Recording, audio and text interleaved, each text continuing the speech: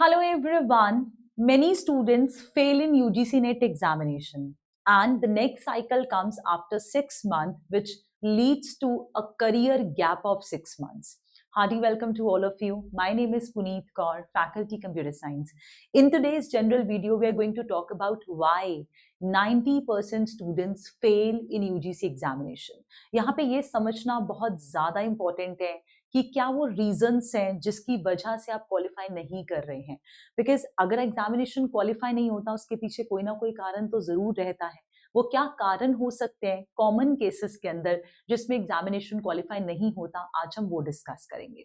इससे पहले मैं बहुत सारी जनरल वीडियोस ऑलरेडी पोस्ट कर चुकी हूँ which can be the strategies, the plans, so you all can go and check the channel PWUGC net, जहां पर आपको बहुत रेलिवेंट कंटेंट मिलेगा। Follow those tips that will help you to qualify the examination. Let's talk about the reasons that pull you back, the reasons which will not allow you to qualify the paper. सबसे पहली point ये होता है कि देखिए वैसे तो कारणों की अगर हम बात करें, बहुत सारे बच्चे ना पर्सनल रीजंस भी बहुत सारे देते हैं कि हम कर नहीं पाए एग्जामिनेशन को, हमारे फैमिली रीजंस थे या हेल्थ रीजंस थे। So medical reasons definitely could be considered as a genuine one, पर वो हर केस के अंदर नहीं होता। So we have to here understand what is the exact reason in your case. I think the first and the prime thing which comes here is not having a plan, due to which what happens, हम paper 2 जो हमारा subject होता है उस पे तो कहीं ना कहीं हम थोड़ा फोकस करते हैं, but at the same time अगर हमारा प्लान नहीं होता ना तो हम लोग पेपर 1 को निग्लेक्ट करते हैं, which can be one reason to not qualify the examination. देखिए जनरली बच्चे ये सोचते हैं कि पेपर 1 तो सिंपल सा है, हो जाएगा, but let me tell you paper 1 is make और ब्रेक पेपर। दैट मीन्स या तो वो आपके नंबर को बूस्ट कर देगा या फिर वो आपके नंबर को गिरा देगा। तो अगर आप पेपर 2 पे फोकस करते हैं तो make sure that on regular basis you are giving importance to paper 1 also. मैं नहीं कह रही हूं कि आप 4 घंटे पढ़ें, मैं नहीं कह रही हूं कि आप 3 घंटे पढ़ें। अगर आप जितना भी डिस्ट्रीब्यूशन पेपर 2 में देते हैं, कोशिश करें कि 30% ऑफ टाइम पेपर 1 को भी जरूर दें। Do not ignore paper 1 and also for paper 2 you should create a proper study plan. आप एक प्रॉपर स्टडी प्लान बनाएं, because poor time management could be one of the prime reason of not qualifying. For that you can also say maybe you have misallocation of time. आप properly time allocate कर ही नहीं रहे हैं। कभी कभी क्या होता है, हम बैठते हैं किताब लेके जो टॉपिक में स्टक हो जाते हैं, that could also be possible. तो कोशिश करें कि हमारा जो टाइम है दोनों पेपर्स के ऊपर वो आपका इक्वल डिस्ट्रीब्यूशन होना चाहिए, या फिर एटलीस्ट 60-40 का डिस्ट्रीब्यूशन हो। अगर आप बहुत अच्छे हैं पेपर 1 में तो भी 70-30 का डिस्ट्रीब्यूशन जरूर होना चाहिए टाइम का between the 2 papers. Also many students because they do not have a proper plan, they could also be a case that you lack stamina. बहुत सारे बच्चों में बैठने की क्षमता ही नहीं होती है, तो इस वजह से भी पेपर में आपकी ज्यादा कैपेसिटी नहीं बढ़ती, आप बहुत ज्यादा बैठ नहीं पाते हो। इस वजह से I always suggest to have a right posture. सही पोस्चर में बैठे, सीधे तरीके से बैठेंगे तो आपका कॉन्सेंट्रेशन थोड़ा बेटर होगा। सो इस वजह से चेयर एंड टेबल पे बैठे, not study on bed, because psychologically ऐसा माना गया कि बेड वो प्लेस है जहां पर हमें नींद आती है। तो बेड पे मैं बिल्कुल भी सजेस्ट नहीं करूंगी कि आप लोग स्टडी करें। पर्सनल सजेशन है कि आप लोग एक राइट पोस्चर में बैठें, चेयर एंड टेबल पे, तभी आपका जो प्रॉपर पोस्चर होने की वजह से जो रिटेंशन है माइंड की वो काफी ज्यादा बेटर होती है, अंडरस्टैंडिंग इंप्रूव होगी एंड ऑब्वियसली आपका स्टैमिना बढ़ेगा। डायरेक्टली ये इफेक्ट करेगा आपकी जो है क्वालिटी के ऊपर, स्टडी क्वालिटी के ऊपर। इसके साथ साथ सेकंड वो एक बहुत मेजर पॉइंटर है, नॉट स्टार्टिंग अर्ली। बहुत सारे बच्चों को लगता है अरे पढ़ लेंगे, अभी फरवरी तो हुआ है, मार्च में पढ़ेंगे, अप्रैल में पढ़ेंगे, but let me tell you, मैंने पहले भी बताया कि ये जो हमारे इनिशियल मंथ्स होते हैं ना, they are the foundation building months. Foundation building months के अंदर हमें अपनी कंसेप्चुअल अंडरस्टैंडिंग के ऊपर वर्क करना होता है। अगर आप अर्ली स्टार्ट करेंगे तो अर्ली स्टार्ट करने पे आपको फाउंडेशन बिल्ड करने में ज्यादा समय लगेगा। एंड बच्चे अगर आपकी फाउंडेशन, अगर आपकी नींव कमजोर है तो आपका पेपर क्लियर नहीं हो सकता, बिकॉज यूजीसी क्या क्वेश्चंस पूछ रहा है, वो पूछ रहा है जो आप ऑलरेडी ग्रेजुएशन में या फिर पोस्ट ग्रेजुएशन में टॉपिक्स को पढ़ के आ चुके हो, तो they are directly related to what you have already studied. But pointer क्या है कि हमने तब जब पढ़ा था तब हमने सिर्फ पास होने के लिए पढ़ा था, अब हमने सीखने के लिए पढ़ना है, बिकॉज अब हमें कंसेप्चुअल अंडरस्टैंडिंग पूछी जा रही है। Got it? तो इस वजह से जो इनिशियल मंथ्स होते हैं ना, they are foundation building, so always start early. मैं हमेशा बच्चों को कहती हूँ अप्रैल तक, ये जो फाउंडेशन मंथ होते हैं ना फाउंडेशन बिल्डिंग के, ये सिर्फ अप्रैल तक का आपके पास समय है। अप्रैल तक आपकी कंसेप्चुअल अंडरस्टैंडिंग इतनी बेटर हो जानी चाहिए कि आप लोग आगे चल के जो आखिरी के 2 महीने वो आपके total question practice and revision पे जाएं, तब आपका पेपर क्वालिफाई होता है। अगर आप मई तक फाउंडेशन ही बिल्ड करते रहोगे या जून तक फाउंडेशन ही बिल्ड करते रहोगे तो प्रैक्टिस कब करोगे, राइट? तो इस वजह से it's very important to start early, do not waste your time. अच्छा, इसके अलावा हमारे पास एक मैंने बहुत मेजर रीजन देखा है, वो ये है कि यहां पर बच्चे ना इनइफेक्टिव रिसोर्स मैनेजमेंट भी करते हैं। या this is also one major reason, ineffective resource management. Now what is basically this? देखिए यहां पर ये 2 पॉइंटर्स मेरे इसी से रिलेट करते हैं, which is ignoring self study and not analysing their brain. क्योंकि बच्चे क्या कर रहे हैं, नॉलेज देखिए हर जगह पर है, इंफॉर्मेशन इतनी ज्यादा क्लटर्ड है, एवरीवेयर यू हैव इंफॉर्मेशन। आजकल सोशल मीडिया पे so much distractions, you have right information which is useful for your paper, you also have information which is not relevant to it, but information clutter इतना बड़ा major reason हो चुका है इस चीज का कि बच्चे अपना टाइम वेस्ट भी बहुत ज्यादा कर रहे हैं। तो my personal suggestion here is relying on too many sources is not advisable। एक गुरु को पकड़ें, follow one mentor. I am not saying मेरे से पढ़े, आई एम नॉट सेइंग किसी से भी पढ़े, जिससे भी पढ़े उसको पढ़े जिस पे आप ट्रस्ट करते हैं, जिसका आपने रिजल्ट देखा है, जो आपको ये लगता है कि मुझे मंजिल तक पहुंचा सकता है, ठीक है? तो do not follow too many sources, follow just one source. जब आप एक सोर्स को फॉलो करेंगे आपके पास सेल्फ स्टडी का टाइम बचेगा, क्योंकि अगर आप सेल्फ स्टडी नहीं करते हैं तो आपके फाउंडेशन बिल्ड नहीं हो पाएगा। इतने सारे सोर्सेस पे फॉलो करोगे, यहां से भी पढ़ ले, वहां से भी पढ़ ले, सोशल मीडिया पे इतने सारे टीचर्स पढ़ा रहे हैं, सब अमेजिंग पढ़ाते हैं, कोई किसी से कम नहीं पढ़ाता, पर पॉइंटर ये है कि इंफॉर्मेशन आप घंटे तो सबके पास 24 है ना, आप 24 घंटे में ही पढ़ना है आपको, तो आप अननेसेसरी भी नहीं पढ़ सकते हो। इस वजह से बहुत इंपॉर्टेंट है एक मेंटोर को पकड़ लें, एक गुरु को पकड़ लें एंड उनको ही स्ट्रिक्टली फॉलो करें। कंसिस्टेंसी पेपर दिलवाती है, उन्हीं को फॉलो करें, स्ट्रिक्टली एक ही टीचर को फॉलो करें, ताकि आपके पास सेल्फ स्टडी का टाइम बचे एंड ऑल्सो आप अपने आप को एनालाइज कर पाए। नॉट एनालाइजिंग योर सेल्फ, अगर आप खुद को एनालाइज करते हैं तो आपको पता लगता है कि what is my strength and what is my weakness. आपको यही नहीं पता लगेगा कि मुझे क्या आता है एंड क्या मुझे नहीं आता, तो अपनी वीकनेसेस को जानोगे कब? अगर आप खुद को एनालाइज करोगे, राइट? खुद को एनालाइज करना बहुत ज्यादा इंपॉर्टेंट है।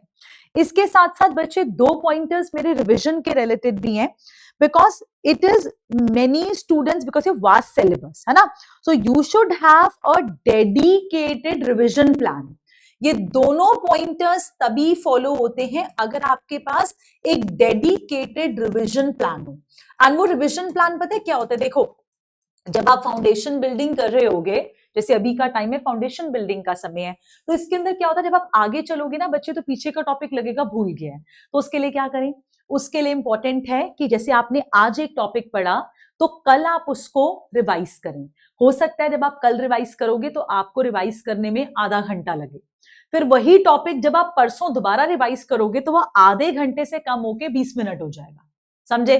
वही टॉपिक जब आप थर्ड डे रिवाइज करोगे वो 20 मिनट से 10 मिनट में चेंज हो जाएगा। एक समय ऐसा आएगा कि आप टॉपिक देखेंगे एंड वो आपके माइंड में रिवाइज हो जाएगा। Got it? तो मिनट्स में चेंज हो जाएगा, सेकंड्स में चेंज हो जाएगा। वहां तक रिवीजन को लेके जाना है। And when it comes to revision, it is definitely जब न्यूमेरिकल पोर्शंस हैं या फिर क्वेश्चन प्रैक्टिस है, प्रैक्टिस तो इतनी ज्यादा करनी है ना, तभी मैंने बोला ना टिल अप्रैल, इसीलिए मैंने बोला बिकॉज प्रैक्टिस ना करने से पेपर क्वालिफाई होता है, राइट। सो प्रैक्टिस आपको कहां पे करनी है, ये आपके 2 मंथ्स, हम मानते हैं टेंटेटिवली जून एंड में एग्जामिनेशन होगा, ठीक है, तो आपको मई एंड जून ये 2 महीने सिर्फ प्रैक्टिस के ही मिलेंगे, इसीलिए बोल रही हूं अप्रैल तक फाउंडेशन बिल्डिंग आपकी हो जानी चाहिए। अगर फाउंडेशन बिल्डिंग नहीं होती तो डेफिनेटली आपका यहां पर एक बहुत मेजर ड्रॉबैक होता है। अलॉन्ग विद दिस बच्चे we do have the anxiety, you also have the parameters of lack of guidance. हाँ, बहुत सारे बच्चों को एंजाइटी पैरामीटर भी बहुत रहता है, गाइडेंस प्रॉपर नहीं मिलती है, तो it is important to stay motivated through your preparation journey. You should follow some self inspirational tips, कुछ अपने योगा प्रैक्टिस कर सकते हैं, थोड़ी देर मेडिटेशन पे बैठ सकते हैं, तो ये चीजें भी आपको चार्ज रखने के लिए, आपकी एनर्जी को इंटैक्ट रखने के लिए बहुत ज्यादा यूजफुल रह सकती हैं, ठीक है। इसके साथ साथ देखिए मेरा पॉइंटर बहुत क्लियर है, मैंने 6 मंथ प्रिपरेशन स्ट्रैटेजी भी बता रखी है, आप उसको भी फॉलो कर सकते हो। मेरा स्ट्रैटेजी बहुत सिंपल है, अप्रैल तक आपका फाउंडेशन बिल्डिंग खत्म होता है, तो आप मई एंड जून में क्वेश्चन प्रैक्टिस पे आ सकते हो। Obviously that includes the practice of PYQ, because अगर आप प्रैक्टिस नहीं करोगे ना, no one can help you to qualify. जब हजारों क्वेश्चंस आपके हाथ से निकलेंगे तो आप डरोगे नहीं, indirectly you come out of fear factor and you will find a way कि अगर कुछ ऐसा पेपर पूछ ले जो मुझे समझ ना आए तो मुझे क्या करना है ना। वो स्ट्रैटेजीज भी आपको तभी समझ में आने लगती हैं जब आप प्रैक्टिस करते हो तब। That is why it is important to practice previous year question, it is also important to practice जो हम लोग डेली प्रैक्टिस प्रॉब्लम्स देते हैं वो काफी ज्यादा इंपॉर्टेंट है। It is practice important to practice mock test, and I will also give a personal suggestion to practice the related examination questions. Related examination जैसे स्टेट लेवल के पेपर हैं, है ना, या फिर आपका कोई और स्टेट का एग्जामिनेशन हो रहा है, सेंट्रल लेवल पे कोई एग्जामिनेशन हो रहा है जिसका कंटेंट आपके कंटेंट से मैच करता है, तो आप उसको भी जरूर देखें, it will definitely help you. एक चीज और आप जरूर कर सकते हो, वो ये कि जब हम फाउंडेशन बिल्डिंग करते हैं ना बच्चे, उस टाइम पे भी कॉन्सेप्ट के साथ साथ आप प्रीवियस ईयर क्वेश्चन लगा सकते हो, इससे भी बहुत हेल्प होती है। इसीलिए मैंने अपनी यूजीसी की बुक में ऐसा ही करा हुआ है कि टॉपिक के साथ पीवाईक्यू दे दिया, तो उससे ये एडवांटेज होता है कि अगर आपने एक टॉपिक पढ़ा, लेट्स से आप डेडलॉक पढ़ रहे थे, तो डेडलॉक का रिलेटेड पीवाईक्यू मैंने वहीं पे अटैच कर दिया, so that you will get to know कि अरे डेडलॉक में से ये क्वेश्चन पूछा था, मेरा हो गया, तो आपका कॉन्फिडेंस खुद ब खुद बूस्ट होगा, ठीक है। तो कुछ सिलेक्टेड टॉपिक्स जब आप पढ़ते हैं तब आप उसके रिलेटेड पीवाईक्यू साथ में सॉल्व करेंगे, तो वो भी बहुत ज्यादा हेल्प होगा, right. Also, throughout your preparation, avoid social media. I will not say दुनिया छोड़ दें, मैं कहूंगी थोड़ा सा कट शॉर्ट करने की कोशिश करें जहां तक आप कर सकते हैं, जिससे आपकी पढ़ाई के ऊपर इफेक्ट ना हो। डेफिनेटली हमें कभी कभी अपने माइंड को चेंज करने के लिए मूवी भी देखनी चाहिए, आउटिंग पे भी जाना चाहिए, सोशल मीडिया भी यूज करना चाहिए, फ्रेंड्स से भी बात करनी चाहिए, फैमिलीज के साथ भी टाइम स्पेंड करना चाहिए, बट वो इस हद तक हो जब मेरी प्रिपरेशन पे जब तक इफेक्ट नहीं आ रहा, वो उस हद तक लिमिट रहे तो अच्छा रहेगा। Believe me, this is going to transform your career, right? Also, one last point is there are some hurdles which exist in self preparation. So it is advisable to go for a supervised learning जो कि through coachings आपको provide की जाती है। So you can go and check PW app, आप जाके PW की app के ऊपर एक्सप्लोर कर सकते हैं, you can go and purchase the course, because there are certain hurdles जो सेल्फ प्रिपरेशन में आती हैं। जैसे मैंने यहाँ पे लिखा है, there is a vast syllabus coverage, ठीक है, there is latest exam pattern जो हम जिसके हिसाब से क्लासेस को कंडक्ट कराते हैं रीसेंट ट्रेंड के हिसाब से, देयर आर मल्टीपल रिसोर्सेज, तो आप इधर उधर डिस्ट्रैक्शंस आपके हो सकते हैं। So we create basically a structured plan जो है वो क्रिएटेड है, तो स्ट्रक्चर्ड प्लान हम फॉलो करेंगे जिससे कि आपको हेल्प मिले। Also there are standard books, online resources जो हम आपको देंगे। Along with this need for practice, revision, yes, solving previous year question, ये अगर आप सेल्फ प्रिपरेशन करते हैं तो ये आपको नहीं मिल पाता, क्योंकि सिलेबस इतना ज्यादा वाइड है, एग्जाम का ट्रेंड चेंज होता जा रहा है ना, सोर्सेज इतने ज्यादा हैं तो सोर्सेज में आप खो जाओगे कि किसको क्या फॉलो करें, कहाँ से क्या पढ़ना है। बुक्स की भी कोई कमी नहीं है, तो कौन सी बुक को रेफर करें जो पेपर दिलवा सकती है।